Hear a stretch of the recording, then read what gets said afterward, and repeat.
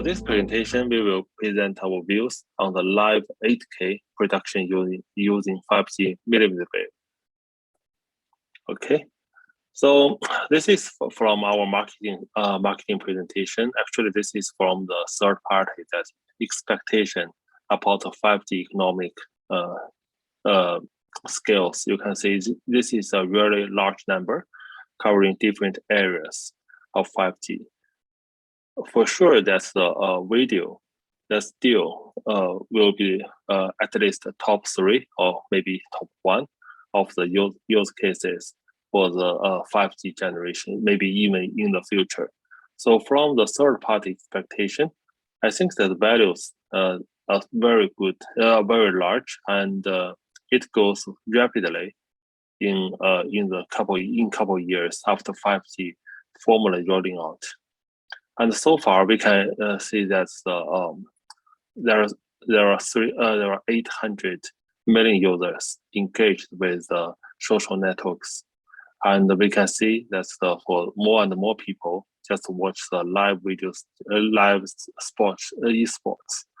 In China, we even have more and more numbers of the people, live audience to see the sports. Even back to 4 years ago, we have the 30 million people watch the NBA game and even the football games.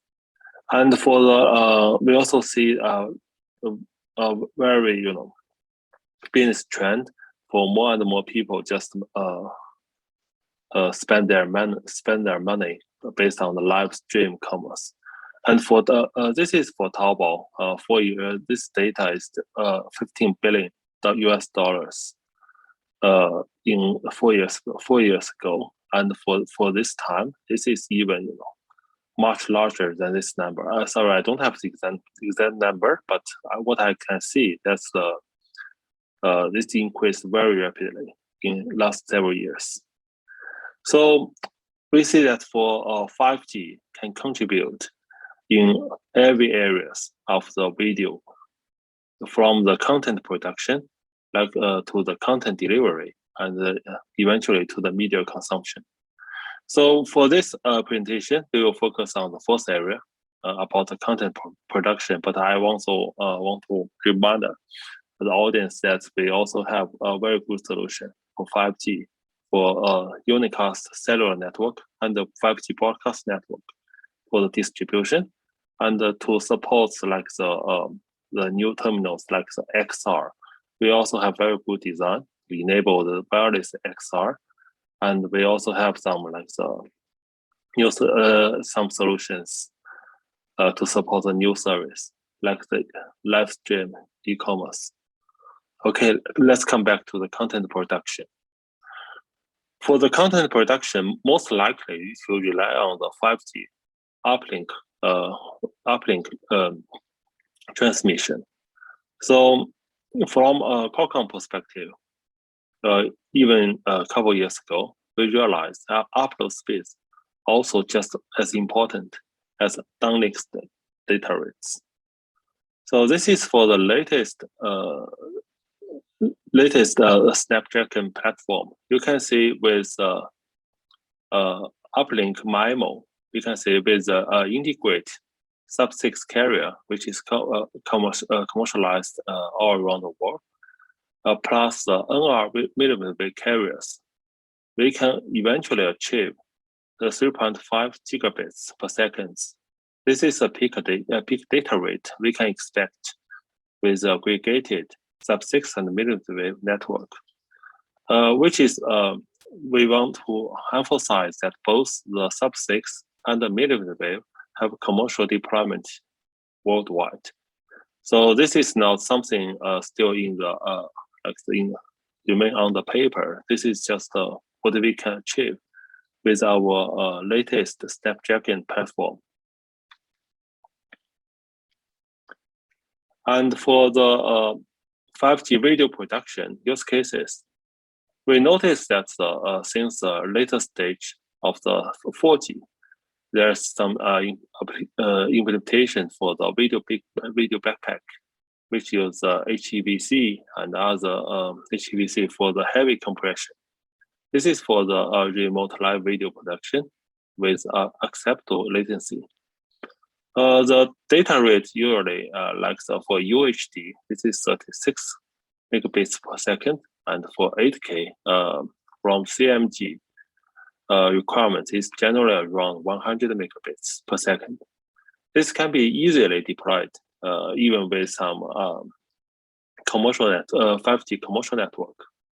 Usually it uses couples of SIM card, where the commercial network even without cellular network optimization. One of the case we want to highlight is the mobile telestudio, which uses live weight compression. This can introduce the interactive video production with extreme low latency, like the fiber replacement. The high data rate for the master copy quality, like for UHD, this could be larger than 150 megabits per second. And for 8K, it's more larger than 800 megabits per second. Definitely, it will need a millimeter network to provide this high data rate with some optimizations, like for the private network. It should be avoid the complicated cable deployment has a benefit, which is obviously. And we come with more KPIs here. You can see for these two use cases, we used totally different codecs. Like for the backpack, we use HEVC and even AVC.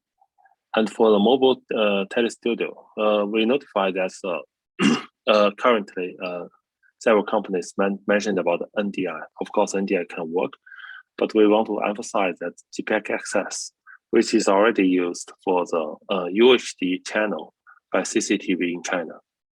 And expected screen-to-screen latency. For this latency, this is more like between the camera to the monitor. Usually, in theory, that's for the backpack, it could less than 2 seconds or even less than 1 second, but in theory. But in field test, we observed it's generally 6 seconds, even 10 seconds in commercial network without too much optimization. And for the mobile telestudio, even we don't make special optimization, like we still don't have P2P synchronization. We just use one frame to maintain the synchronization. Generally, the latency should be around 50 milliseconds, but definitely less than 100 milliseconds for any case. For the maximum bandwidth required, for the backpack, it uses only 36 megabits per second for UHD, and for 8K, it's around 100. And for mobile telestudio, because it's a lightweight compression, well, most likely it should be something around 6 megabits per second for 8K and 150 for UHD. This is just some kind of the lower bound for the lightweight compression for GPAC access. For cable transmission, it should be increased for like the several times of this number. And for the network required, for the 5G backpack, it can rely on the sub-6 commercial network, and without too much optimization. And for the mobile studio, it will require millimeter wave to provide the extreme high data rate. And this is just some numbers for CMG. CMG actually, this is just a new name for CCTV. It has a technical guidance that it requires more than 600 megabits for data channel for professional 8K video production plus audio.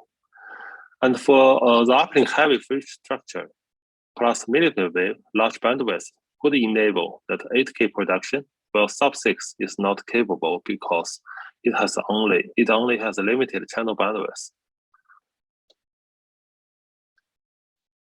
So this is the architecture for these two use cases. The upper one is for the 5G backpack, and the lower one is for the mobile telestudio. The major difference is the first one is about the encoder, like the codec. They use different codec. And second one is about the backpack. Because backpack usually rely on the commercial network, it generally rely on multiple channels, like the use multi-SIM, belongs to different operators or even one single operators, because operators usually set some user policies, like the set up the upper limitation per SIM card. And it's also use some other channels like the Wi-Fi channels to make the different channels to split the data stream into multiple channels, and at the receiver side, it will integrate, convert the streams from different channels, then send the streams to the decoder. For the telestudio, because we have the millimeter wave to provide the extreme large data rate, we don't need this multi-channel transmission scheme. We only rely on single channel, which can provide currently from Qualcomm from the test by Qualcomm, we can achieve more than 2 gigabits per second for the uplink.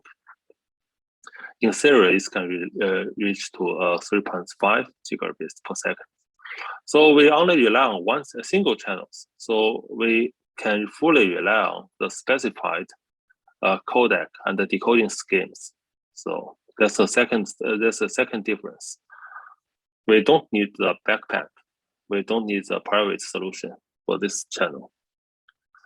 And for this is a traditional 5G backpack use case. You can see this connection, 5G connections enables UHD and 8K, while the 4G backpack is usually up to 2K. And for the multiple connections, including multi-SIM, Wi-Fi, and other solutions to improve the reliability, and the private solution to split and to integrate the signals from different connections, physical connections, I mean.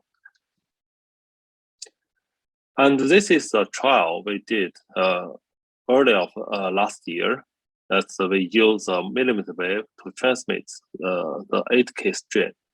That we cooperate with ZTE, TBU, and UHD Vision to provide a demo. This is the first demo. We still use different solutions and we achieved up to 900 megabits per second for the physical channel. And yeah, we have a very short video. Hope it works. Sorry, it's just in Chinese because I don't have the English version, but I think you can fully understand. This is about the system architecture.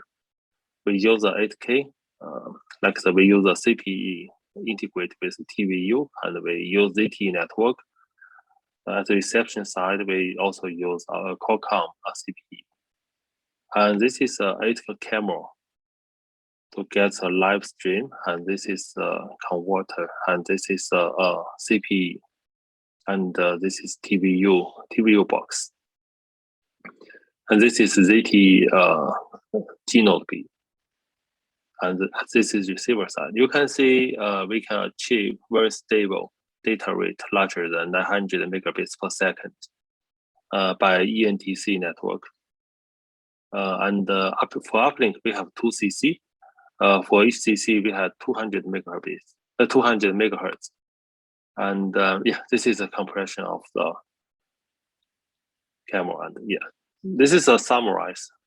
We use uplink heavy framework, and we can increase the data rate. We have the new use cases to be enabled. Yeah. Thank you. Yeah, I think I still have 1 or 2 pages. Yeah. Okay. Yeah, this is yes. Sorry, this is forward-looking. So the first achievement is that we proved that millimeter wave can provide the extreme data pipe to unlock the new use cases, and the 5G protection use private protocols, at least for 5G backpack. We expect this can be replaced by open standard. Yeah, this is organizations we usually rely on. We hope that the ecosystem can work together to work out the better standard efforts to support new use cases. Yeah, that's pretty much everything. Thanks.